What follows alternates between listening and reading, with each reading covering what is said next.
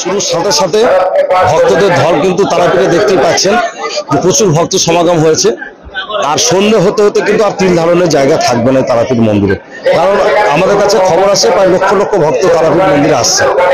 শুধু ভারতবর্ষ না, ভারতবর্ষের বাইরে থেকেও আসছেন এবং নিরাপত্তা ব্যবস্থা আমাদের মন্দিরে সম্পূর্ণ। শুধু মন্দির না, গোটা তারাপীঠ চত্বর জুড়ে মন্দির কমিটি, টিআরডিএ, জেলা প্রশাসন, তারাপীঠ থানা যৌথভাবে মিটিং করে সিদ্ধান্ত নেওয়া হয়েছে। সেই সিদ্ধান্তগুলো সমস্ত কার্যকারী করা হয়েছে, ভক্তরা যাতে এসে ভালো করে মাকে দর্শন করে সুস্থভাবে বাড়ি ফিরে যেতে পারে।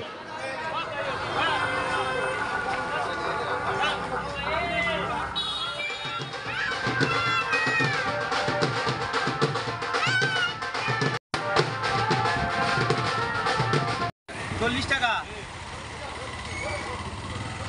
100 টাকা। আমার পুজো এবার 4th বর্ষ হচ্ছে। কি মায়ের কি প্রার্থনা করছেন? মায়ের কাছে প্রার্থনা করছি যাতে আমরা শান্তিতে বসবাস করতে পারি। এই যে অরাজকতা চলছে, এই অসুরদের যাতে ধ্বংস হয় এবং সুস্থ শান্তি পরিবেশ বজায় থাকে। অনেক প্রতীক্ষার পরে দীর্ঘদিন ধরে আমরা চেষ্টা করে এইসব পুজো আশ্রা করছি যাতে মানুষের মধ্যে একটা শান্তির বার্তা পৌঁছায় এবং সমাজটা সুস্থ থাকে। ভোগ বিতরণ কখন হবে? ভোগ বিতরণ হবে ওই সন্ধ্যে 7টার থেকে চালু হবে। কত চলবে?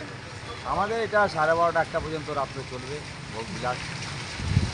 আপনার নাম? আমার নাম শিবু সরকার।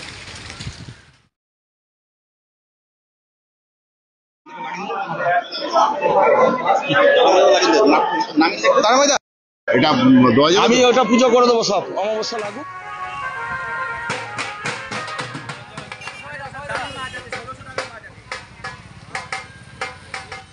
যেহেতু তারাপীঠে যেতে পারছে না, অন্য জায়গায় যেতে পারছে না, তাই এলাকার বাসিন্দারা এখানে একটা পুজো করছে। যাক, পুজোটা সুস্থভাবে হোক, এটাই। কি চাইবেন, কি কামনা করছেন মায়ের কাছে?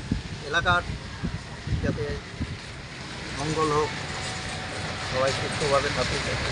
আপনার নাম? দেবাশিস ভট্টাচার্য। আচ্ছা, আমি ম্যানেজারকে দিয়ে দেখা করাচ্ছি নাম্বারটা, আমি বলে দিচ্ছি, আমি করে দিচ্ছি। ঠিক আছে, মায়ের জন্য সন্দেশ নিয়ে আমি নিবেদন করবো। সন্ধ্যাবেলায় তোমাকে ফোন করবো কিন্তু।